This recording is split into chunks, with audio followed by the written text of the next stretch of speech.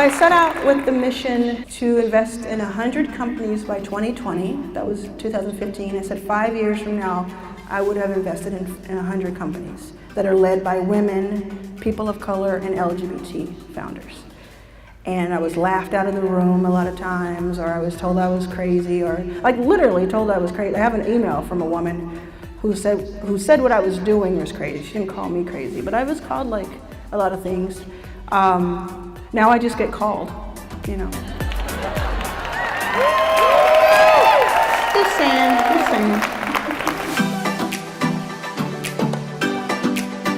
Arlan has been called the hottest VC in the game, and she is hot, she's lit. So the show for tonight is Liane is going to interview Arlan. We call it a Reverse Fireside Chat. And after that, a handful of other all-star women investors are going to join Arlan for our panel. So please help me welcome Liane and Arlan to the stage. Thank you.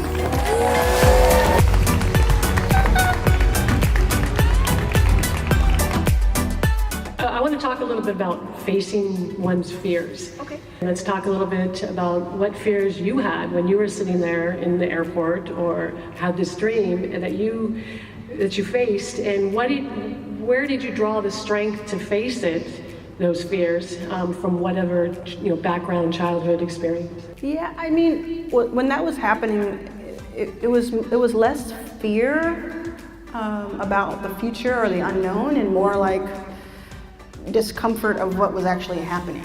You know, I didn't fear what I could become or what I could do or it not happening. I didn't fear that. I think if I feared it, it wouldn't have happened. When it came to starting Backstage and like, I think about it sometimes, it's not strange to me, but I get the feedback that it's a little strange. Like, I was literally putting together $1 at a time to get a taco from Taco Bell so that I could have the meal for the day. And I was, in that same day, plotting and planning, like, okay, like when I raise $1 million, I'll put, 25K into this many. And I was doing that, and you have to be, I guess, a little bit head in the clouds, but I just knew that it had to happen. In my research, I've read that you look for people that you can identify with when you invest in them.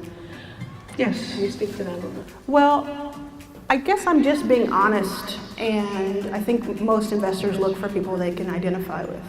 I'm being honest about it, and that doesn't necessarily mean I look for, incredibly attractive Black women who are queer every time. There just happens to be quite a few of them.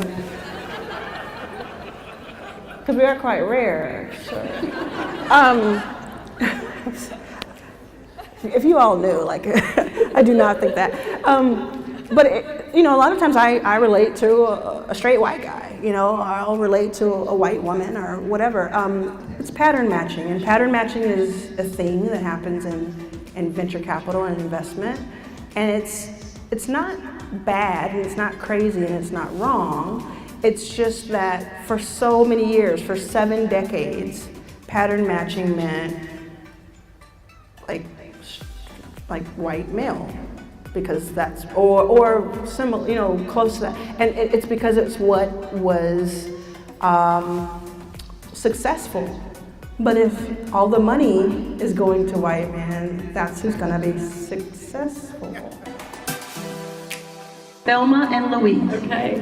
And that just came, I know you did a little bit of role reversal or something. Yeah, I think you're referring to, we were on gimletmedia.com. We were the subject of Startup, their podcast, and my mom featured in it, and we talked about that a little bit.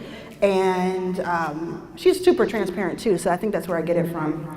Yeah, I just think that, she raised me and my brother Alfred, and I just, from day one, as soon as I could kind of have any sort of understanding, I just kind of admired her and appreciated her. We still fight, like we fought today. We fight every day. Because I think if you're a woman who has like a close relationship with your mom, you get it. But it's definitely because we're kind of two sides of the same coin, and I just find her to be really interesting and really intelligent and creative, and I don't know. She said she's a fan mama. That's her new title. She's fan momming me, but I'm like a fangirl for sure. Yeah. Aww. I guess if you had one important, not lesson, tip, what would it be? Just in general. Oh, I know this one. Okay. Yes. Well, not even just facing your fears, but I always want to leave, when I can say this, please let me be an example of staying true to yourself and being authentically you, even if it means you miss out on the check or the money or the job or the this or the that, because you have to live with yourself. And it's so important. And second thing is like always hashtag self-care. I know that's kind of trite, but self-care. It's brutal. Please take care of yourself, because you can't take care of others if you don't take care of yourself.